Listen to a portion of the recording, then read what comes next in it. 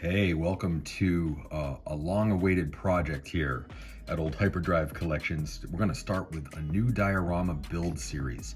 And for a long time, a lot of people have asked, hey, how do you do a swamp? How do you do like a Dagobah swamp or a G.I. Joe type of swamp, marsh, alligator, dinosaur, Jurassic Park? All of those different fandoms have swamps in them. And so I really started to think about it, and I wanted to try something new and different other than just sort of a static piece. So what we're going to try is we're going to try kind of like a new building technique that I've been working on. And what we're going to do is we're going to take a base. So this is our base, our big piece, and it's about 2 feet by 2 feet. So almost a full piece. I have cut it down a little bit, and this is just that foam that I always use. It's the Formulax stuff that we buy at Home Depot. And there's the piece. It's on my work desk here, but there it is. There's the piece. And that is going to be the base of the diorama. This is what we're going to put the swamp water on. We're going to use that swamp water. Now, I'm going to try to do this diorama efficiently and on a budget, but we are going to use some things that make this a little bit more expensive because I really want to use the swamp. So we're going to use that water effect that you can buy at the store, and you might have seen it before. It's a water effect. And we are going to use some of that. But the idea is, so I wanted to make a swamp diorama that was modular. So what do I mean by modular? Well, I want to have islands, little islands, and here's one of the islands. And it's going to be able to be repositioned anywhere you want around. So we're going to cut these islands out of this foam scrap, and we're going to make a series of islands, small little islands, and then we're going to put grass and mud and trees and things on the islands. And then what you'll be able to do is you'll be able to make channels, and you'll be able to make little rivers within the marsh, overgrown rivers and things. And then we'll be able to place the little islands that will sit on top of this base.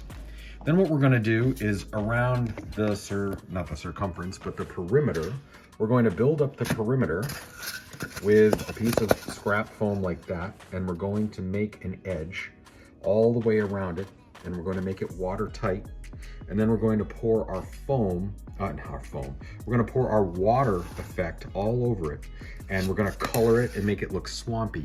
But the idea being that will be the swamp water will be a nice flat surface upon which all of these islands can be placed all around it. So it's going to be fun. So it's going to be a large thing. So I've already made this one little island, and what I did was I just took my Sharpie marker and I made some islands. So in the first part, we're going to cut out some of these islands, and the live edge, we're going to actually flip it. So normally the dioramas I build, the live edge creates that very interesting effect on the bottom. We're going to flip it this time. And this is going to be sort of like the perimeter of these small little islands. So we're going to see how this goes. So this is something new that we're going to try here. And I've been thinking a lot about it, and it might be a complete bust. But let's see. I think we can make something really cool here with this swamp. So let's go. Let's get to start cutting some of these other islands out. So I've got this new foam cutter.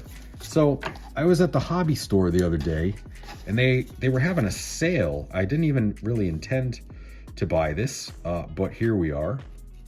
And I'm gonna just reposition this camera a little bit so I can cut this a little more easily. All right, there we are. And there's by the way, that's my Starfield backer that I used with the fabric. And we're gonna make another one of those too on mine. But all right, so let's start cutting this out as we normally would. And we're just gonna go like that. And I'm just gonna kind of follow this rough outline that I have. And as I do that, I'm gonna put the live edge on it on the bottom. All right, and we're just gonna sort of vary the live edge in and out type of thing, like that. This foam cutter was very inexpensive. I had some sort of deal at Hobby Lobby, and I took advantage of the deal, and I thought, why not? You know what? Why not buy it? It's pretty inexpensive. And we're gonna come around this way and do this edge. And we're gonna go back and fine tune this a little bit. But